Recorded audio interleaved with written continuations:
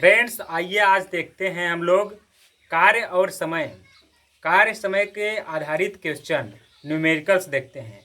हम लोगों ने कल अगले पार्ट में फर्स्ट वाले पार्ट वीडियो में हमने देखा था कि महत्वपूर्ण पॉइंट 8-10 पॉइंट देखा था जिस पे आधारित न्यूमेरिकल भी साथ साथ में हुए थे। लेकिन आज प्योरली न्यूमेरिकल देखेंगे और उसके साथ में कैसे उसमें कॉन्सेप्ट होता है उसको समझेंगे। तो देर न करते हुए देखते हैं न्यूमेरिकल क्या है। फ्रेंड्स देखिए, वर्क एंड टाइम क्या है ये? Work and time numericals, work और टाइम। तो जो टाइम होता है और ये वर्क होते हैं, दोनों क्या होते हैं? यूनिवर्सली प्रोपोर्शनल होते हैं फ्रेंड्स। मतलब आपस में ये रिवर्स होते हैं, उल्टे होते हैं। टाइम वर्क का उल्टा होता है और वर्क टाइम का उल्टा है। अभी इस न्यूमेरिकल में हम समझेंगे कि देखिए कैसे ये दोनों आपस में रिवर्स होते हैं और ये न्यूमेरिकल भी उसी में हो जाएगा। देखिए फ्रेंड्स, ए किसी कार्य को 120 दिनों में और बी उसी कार्य को 150 दिनों में समाप्त कर सकता है। दोनों एक साथ 20 दिन तक कार्य करते हैं। मतलब दोनों ए पर्सन और बी पर्सन दोनों मिलकर 20 दिन तक कार्य करते हैं। फिर बी चला जाता है कार्य छोड़कर। फिर बी 20 दिन तक, ये दोनों जैसे ए और बी दोनों मिलकर 20 दिन तक साथ में कार्य करते हैं, लेकिन बी उसके बाद कार्य छोड़ के बीच में चला जाता है और ए अकेले कार्य को पूरा करता है। यहाँ तक क्वेश्चन हो गया। अब इसके 12 दिन पश्चात, जी हाँ दोस्तों, 12 दिन के बाद सी, एक और व्यक्ति आता है, सी आता है 12 दिन के बाद, और तब कार्य अगले 48 दिनों में समाप्त हो जाता है। सी अकेले उस कार्य को समाप्त कर सकता है कितने दिनों में? अब जैसे ए 120 दिनों में, बी 150 दिनों में, तो अब सी पूछ रहा है, जो सी है वो कितने दिनों में? हम मान लेते हैं कि इसको x दिनों में। जैसे ए का 120 दिन आया, बी का 150, और ऐसे सी का हम मान लेते हैं x दिन में कार्य को समाप्त कर सकता है सी। अब x हमने मान लिया। अब यहाँ ध्यान से समझने वाली बातें हैं, इसको समझिए। अब जैसे देखिए, ए 120 दिन लिया, बी 150 दिन लिया, सी x दिन। मतलब ये इसकी कैपेसिटी है कि ये जो है 120 दिन में समाप्त करेगा कार्य को, और बी 150 दिनों में, और सी x दिनों में। लेकिन क्या होता है, ए और बी मिलकर जब कार्य करते हैं तो 20 दिन तक कार्य करते हैं साथ में, और फिर जो बी होता है वो कार्य को छोड़कर चला जाता है। देखिए, बी चला जाता है कार्य को छोड़कर और ए अकेले उसी कार्य को करता है। तो ये अकेले उसी कार्य को कितने दिन तक काम करेगा? देखिए, ए जो है, ए अकेले उसी कार्य को 20 दिन तक किया, ठीक। अकेले देखिए बी छोड़कर चला जाता है, मतलब अकेले नहीं, ये जो है बी के साथ में, ये जो है बी के साथ में 20 दिन तक कार्य करता है। और ये जो है जब ये चला जाता है तो अकेले, मतलब 12 दिन पश्चात सी आता है। मतलब 12 दिन पश्चात सी जब यहाँ आता है तो 12 दिन तक अकेले क्या करेगा? बी काम करेगा। जैसे बी चला गया छोड़ के, तो 12 दिन के पश्चात सी आ जाता है। तो सी 12 दिन बाद आता है, लेकिन 12 दिन तक तो कार्य होता रहा ना। वो 12 दिन तक काम कौन किया? बी भी चला गया था, सी आता है बाद में। तो मतलब ए जो है अकेले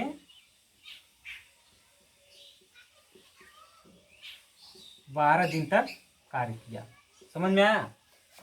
एक ये जो था बी के साथ 20 दिन तक काम किया था, और ए अकेले 12 दिन। ये दोनों बातें अगर आपको समझ में आ जाएंगी तो ये क्वेश्चन सॉल्व हो जाएगा, क्योंकि ए अकेले 120 दिन तक कार्य कर सकता था उसको समाप्त करने में। बी 150 लिया और सी को मैंने मान लिया x दिन। लेकिन अब ए बी दोनों मिलकर 20 दिन तक कार्य किए, और उसके बाद बी जो है छोड़ के चला जाता है कार्य को, तो ए अकेले कार्य करता रहता है। जब कार्य करता रहता है तो सी 12 दिन बाद आता है, मतलब 12 दिन तक ए काम को अकेले किया। समझ में आया? ये वाली लाइन क्लियर हुआ आपका कि मतलब जो ए है वो 12 दिन तक अकेले कार्य को किया, उसके बाद बी के साथ 20 दिन तक किया। और देखिए अगला, तब कार्य अगले 48 दिनों में समाप्त हो जाता है। मतलब ये जो है सी के साथ, अब सी आ गया ना 12 दिन के बाद, जब सी 12 दिन के बाद आया तो मतलब ये जो है सी के साथ कितने दिन तक, 48 दिन तक कार्य चला, मतलब 48 दिन तक सी के साथ काम किया। देखिए यहाँ पर ये सी के साथ 48 दिन में। अब निकालिए ए का टोटल कार्य।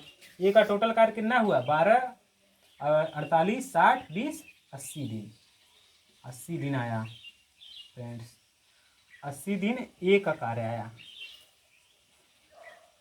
ए का कार्य आया, ए का कार्य 80 दिन तक टोटल हुआ।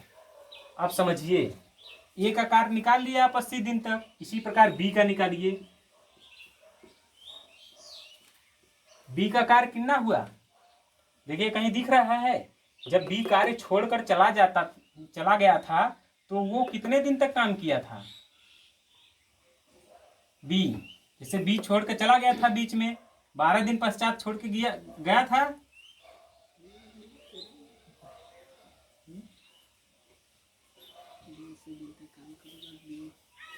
और सी का कार्य, आप सी का निकालिए इसी प्रकार, सी का कार्य निकालिए और बी का, सी का कितना आएगा 48 दिन आएगा, सी लास्ट में आया था ना, सी अगले 48 दिनों तक कार्य, मतलब सी आ गया था तब 48 दिन तक कार्य हुआ था, और बी यहाँ से चला गया था मतलब 20 दिन तक कार्य किया था बी, 12, देखिए बी 20 दिन तक जब कार्य हुआ था उसके बाद गया था ना छोड़ के, इसलिए बी का कार्य 20 दिन हुआ। अब देखिए ए बी सी तीनों का कार्य निकल गया।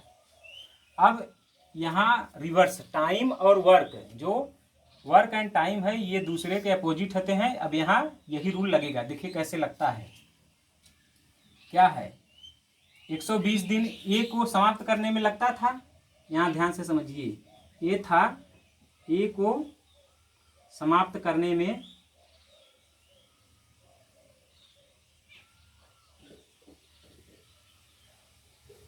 कार्य को 120 दिन लगता था। तो अब 120 दिन जब लगता था समाप्त करने में, तो ए का ये दिन है, ये दिन है ना, तो इसका कार्य कितना होगा, ये टाइम है, डे में टाइम है, और टाइम वर्क का उल्टा होता है। जब इसका आप वर्क निकालेंगे तो 1/120 हो जाएगा इसका वर्क, मतलब ए का कार्य 1/120 हुआ एक दिन का, ये 1 डे का कार्य हुआ, एक दिन का 1/120 हुआ। तो आप 80 दिन का अगर निकालेंगे तो कितना आएगा, 80 दिन का 80 का मल्टीप्लाई हो जाएगा उसमें, 80 इंटू 120 हो जाएगा, इस तरह से आ जाएगा 80/120। और इसी प्रकार आप बी का निकालिए। अब जब बी का आप निकालेंगे तो कितना आएगा, 20 इंटू बी, देखिए कितना था 150 था। इसी प्रकार से जब बी का आप ये सब करेंगे तो बी का आएगा 1/150, तो आप यहाँ रखेंगे 1/150, तो ये हो जाएगा 20/150, ये हुआ बी का कार्य। अब इसी प्रकार आप सी का निकालिए, तो ये 48 इंटू, अब देखिए सी का कितना है, सी का 1/x हो जाएगा, क्योंकि ये x दिन लेता था, माना है मैंने, तो 1/x हो जाएगा 1 डे का कार्य, ये भी 1 डे का कार्य है।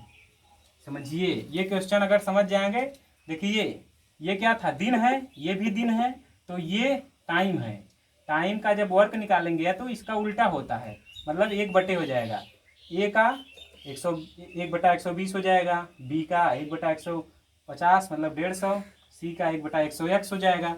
इसलिए इसी तरह से जब इसका 48 दिन 20 दिन 80 दिन का निकालेंगे तो इसमें मल्टीप्लाई हो जाएगा, अब आएगा ये 48/x। अब देखिए 80/120, 20/150 और 48/x, ये आया ए बी सी का आपका कार्य। अब इन तीनों को अगर हम जोड़ दें तो ये एक कार्य के बराबर होगा, इस तीनों को जोड़ लीजिए, ये और ये और ये, इन तीनों को आप जोड़िए। देखिए इधर ऐड कर देता हूँ, उस तीनों को जोड़िए, 80/120 और 20/150 और 48/x, और ये एक कार्य के बराबर होगा। ये एक कार्य था पूरा, और ये ए का हुआ, बी का, ये सी का, ए बी और सी तीनों का कार्य मिलके एक हो गया ऐड करने पर। तो अब इसी को सॉल्व कर लीजिए, एक्स का मान आएगा वही आंसर होगा आपका। 48/x यहीं रहने दीजिए, 1 माइनस ये उधर चला जाएगा, 0 0 ये कट गया, और ये 4 दूना 8, 4 तिहाई 12, और ये 15, ये डायरेक्ट उधर मैं ले गया इसको माइनस में, तो ये 15 आएगा इसका एलसीएम, 3 × 5 = 15 हो जाएगा, और 5 दूना 10 प्लस, और ये 2 12, कितना हो गया 1 माइनस 12/15। इसको काटिए, 3 चौके 12, 3 × 5 = 15, फिर इसको सॉल्व करिए, 4 5 क्या 5, 5 माइनस 4 अपान में 5, 1/5 आया, और इधर 48/x आया। तो x की वैल्यू कितना फाइंड अगर आप करेंगे तो आएगा 48 × 5, 5 × 8 = 40 के 0, हाथ से लगा 4, 5 चौके 20, 20 × 4 = 24, मतलब 240 आपका आया, ये 240। x का मतलब आ गया, अब यहाँ कितना आएगा 240 दिन। तो इस तरह से c को अकेले, मतलब c की जो कैपेसिटी है वो आएगा 240 दिन। मतलब a उसको 120 दिन में समाप्त कर सकता था, b 150 दिन में, c 240 दिन में समाप्त करेगा। यही आपका आंसर हुआ। तो अब यहाँ रिवर्स वाला, अब देखिए एक बार इसको फिर से समझ सकते हैं आप। देखिए ये ए का 120 दिन ले रहा था कार्य को समाप्त करने में, बी 150 दिन, सी को मैंने सपोज किया कि x दिन मान लिया, माना। अब आप इस क्वेश्चन को पढ़ेंगे तो प्रश्नानुसार आएगा, अकॉर्डिंग टू क्वेश्चन, ये वाला इसको आप उतार लीजिए पूरा। ए जो था बी के साथ 20 दिन किया, ए अकेले 12 दिन, इसको पढ़ेंगे तो पता चलेगा, और ए सी के साथ 48 दिन। अब इसी तरह से ए का कार्य जब निकालेंगे तो इसको टोटल ऐड करेंगे, जब इसको जोड़ेंगे पूरा तो ये आएगा 80 दिन, और बी का 20 दिन अकेले। ये सब अकेले वाला कार्य है, यहाँ अकेले ए का, ये बी का अकेले, ऐसे सी का अकेले, सी का कार्य अकेले अकेले आप निकाल लिए, और उसको पूरा कैपेसिटी में गुणा करके, अभी मैंने बताया था, इसको रिवर्स करके वीडियो आप देखेंगे तो पूरा समझ में आएगा। इस तरह से धन्यवाद दोस्तों। फिर देखेंगे हम नेक्स्ट क्वेश्चन, इसी पे आधारित 1 आध 2 क्वेश्चन और देखेंगे, ये पार्ट आपको पूरा तरह से समझ में आ जाएगा।